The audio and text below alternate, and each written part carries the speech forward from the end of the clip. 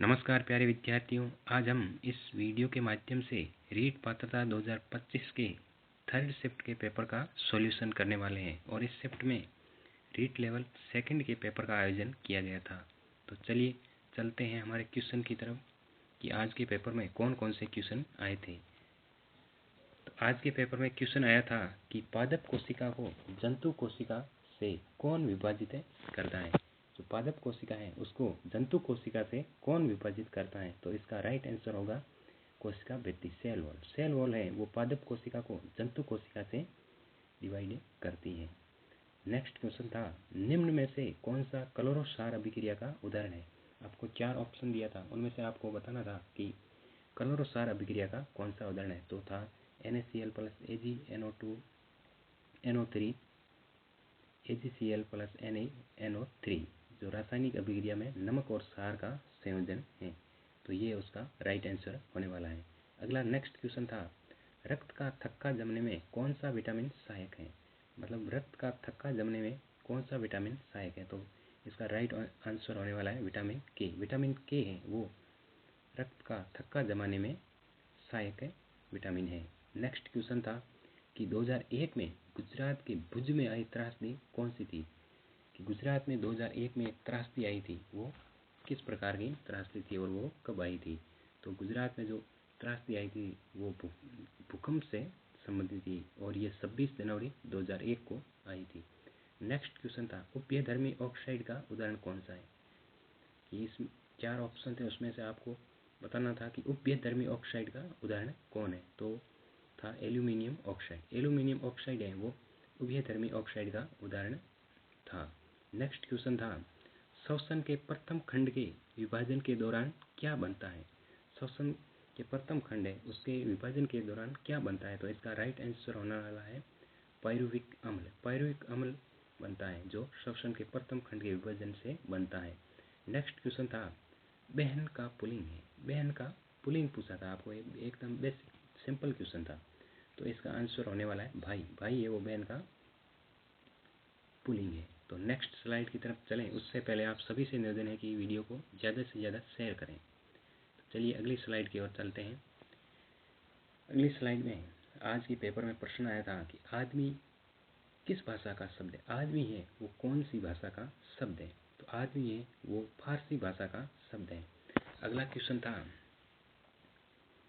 मुक्त का विलोम शब्द है। मुक्त का विलोम क्या होता है। मुक्त का है बंद। मुक्त का विलोम शब्द होगा बंद।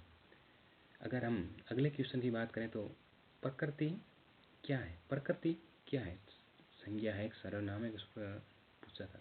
तो आपको बताना था प्रकृति एक संज्ञा है। 11वां क्वेश्चन है, संस्कृति का संधि विच्छेद है। मतलब संस्कृति है इसका संधि विच्छेद क्या है। तो इसका राइट आंसर होने वाला है सम प्लस कृति। सम प्लस कृति मिलकर के संस्कृति शब्द बनता है। अगला क्वेश्चन था, लाभ हानि में समास है। लाभ हानि में कौन सा समास है। तो इसका राइट आंसर होने वाला है द्वंद्व समास। द्वंद्व समास था। अगला क्वेश्चन था, द प्ले वे पुस्तक के लेखक कौन है।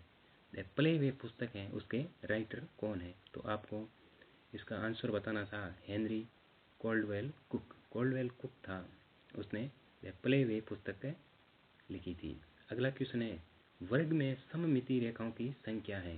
मतलब वर्ग होता है उसके अंदर सममिति रेखाओं की संख्या कितनी है। तो आपको बिल्कुल नॉर्मल सा सवाल है और इसका आंसर होने वाला है 4। वर्ग में 4 सममिति रेखाएं होती हैं और सभी इक्वल यानी समान होती हैं।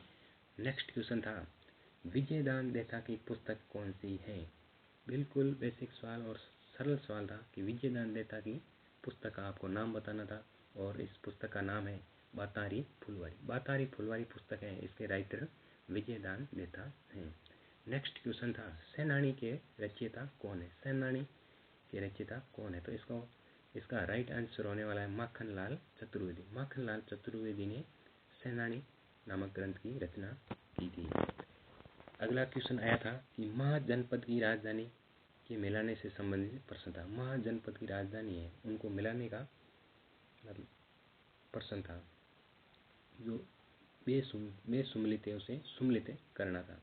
तो मगध की राजधानी है राजगृह, कौशल की है श्रावस्ती, अवंती की है उज्जैनी।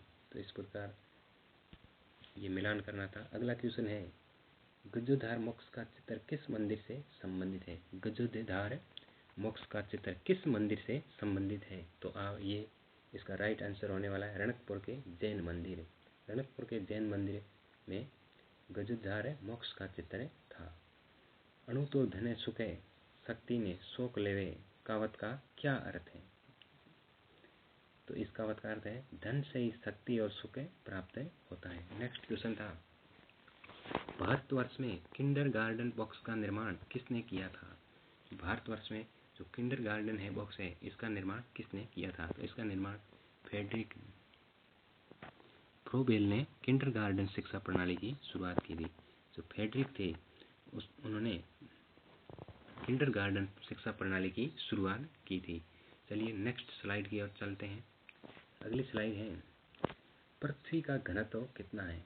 पृथ्वी का घनत्व है वो कितना है? तो इसका राइट आंसर था 5.51 घन सेंटीमीटर। अगला क्वेश्चन है उदार का अर्थ है। बिल्कुल सरल क्वेश्चन था कि उदार का अर्थ क्या है? तो उदार का मतलब होता है दयालु, परोपकारी। नेक्स्ट क्वेश्चन आया था सारा जीवन निचोड़ चुका हूँ। सारा जीवन निचोड़ चुका है, इसका मतलब वाक्य कौन से काल का है? मतलब इसमें काल पूछा है कि ये वाक्य कौन से काल का है? तो ये वाक्य था भूतकाल का। भूतकाल में भी पूर्ण भूतकाल का वाक्य था। नेक्स्ट क्वेश्चन था राजस्थान में जिप्सम का उत्पादन कहाँ होता है? राजस्थान में जिप्सम का उत्पादन कौन कौन से जिलों में होते हैं? तो इसमें आपको बताना था बीकानेर और नागौर। बीकानेर और नागौर जिले में जिप्सम का उत्पादन होता है। नेक्स्ट क्वेश्चन था घुलनशील द्रवों को पृथक करने की प्रक्रिया क्या कहलाती है? जो घुलनशील द्रव हैं उनको अलग करने की जो प्रक्रिया है उसे क्या कहते हैं? तो उसे गुण विभाजन प्रक्रिया कहते हैं। तो इस प्रकार अगली स्लाइड की ओर चलते हैं और देखते हैं कि और कौन कौन से क्वेश्चन आए थे। और आप ही कमेंट बॉक्स में बता के चलिए कि आपके कितने राइट क्वेश्चन हुए हैं। अगला क्वेश्चन था बंगाल आर्मी की पौधशाला किसको कहा जाता है? बंगाल आर्मी की जो पौधशाला है वो किसे कहा जाता है? तो वो अवध को कहा जाता है। अवध को बंगाल आर्मी की पौधशाला कहा जाता है। घुघरी, इमली, गजर ये क्या है? तो ये तारागढ़ दुर्ग में रखी तोपों के नाम है। तारागढ़ दुर्ग जो अजमेर में स्थित है उस दुर्ग में स्थित तोपों के नाम है ये। अगला क्वेश्चन था गांधी इरविन समझौता किस वर्ष से हुआ? गांधी जी और इरविन के मध्य जो समझौता हुआ था उस समझौते की डेट पूछी थी, वो कौन सी डेट और कौन से ईयर को हुआ था? तो वो 5 मार्च 1931 को गांधी इरविन समझौता हुआ था। अगला क्वेश्चन था 61वां संविधान संशोधन द्वारा निम्न में से क्या परिवर्तन किया? जो 61वां संविधान संशोधन 1988-89 में किया गया था उस संशोधन में क्या चेंज किया गया था? तो उसमें जो मतदान की आयु थी वो 21 से घटा करके 18 वर्ष कर दी गई थी। तो मतदान की आयु 21 से घटाकर 18 वर्ष कौन से संविधान संशोधन द्वारा की गई थी? 61वें संविधान संशोधन द्वारा की गई थी। अगला क्वेश्चन था राष्ट्रपति को सलाह देने हेतु एक मंत्री परिषद होगी, किस अनुच्छेद में इसका उल्लेख है?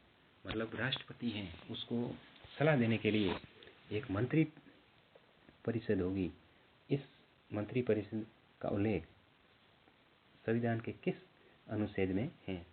तो आर्टिकल 74 में, मतलब 74 अनुच्छेद में इसका उल्लेख है। अगला क्वेश्चन था महिला उत्पीड़न अधिनियम किस वर्ष का है? महिला उत्पीड़न अधिनियम है वो कौन से वर्ष का है? तो ये 2005 का तो अधिनियम था और ये लागू 2006 में हुआ था। अगला क्वेश्चन है प्रधानमंत्री कौशल विकास योजना किस वर्ष में लागू की गई? प्रधानमंत्री कौशल विकास योजना है वो किस सन में लागू की गई थी? तो इसका राइट आंसर रहने वाला है 2015। अगला क्वेश्चन था पंचायती राज में कितने विषय? पंचायती राज है उसमें कितने विषय हैं? तो इसमें 29 विषय हैं। अगला क्वेश्चन था बणेश्वर किन नदियों के संगम पर स्थित है? बणेश्वर धाम है वो कौन सी नदियों के संगम पर स्थित है? तो वो माही, सोम और जाखम नदियों के संगम पर बणेश्वर धाम बना हुआ है नवाटापुरा डूंगरपुर में। अगला क्वेश्चन था, मावट किस ऋतु से संबंधित है? शीत ऋतु में जो बरसात होते हैं उसे मावट कहते हैं। पश्चिमी विक्षोभ के कारण जो वर्षा होती है वो मावट कहलाती है और वो शीत ऋतु में होती है। चलिए अगली स्लाइड की ओर चलते हैं। चोलकालीन पुस्तक किस कवि के काल की है? चोलकालीन की जो पुस्तक थी वो किसके काल की थी? तो ये कंबल की काल की थी। राजस्थान में जिप्सम उत्पादित के लिए कौन सा जिला है? तो ये पीछे भी क्वेश्चन आया था, बीकानेर इसका राइट आंसर होने वाला है। अनुसूचित जनजाति की आरक्षित सीटों की संख्या 2024 के अकॉर्डिंग कितनी है? मतलब जो लोकसभा में अनुसूचित जाति है उसको कितनी सीटों पर आरक्षण प्रदान किया गया है? तो इसमें अनुसूचित जनजाति को 47 सीटें आरक्षित की गई है। और अगर हम अनुसूचित जाति की बात करें तो उन्हें 84 है। तो ये 84 तो अनुसूचित जाति के लिए आरक्षित हैं, जबकि अनुसूचित जनजाति के लिए 47 मतलब 47 सीटें आरक्षित हैं।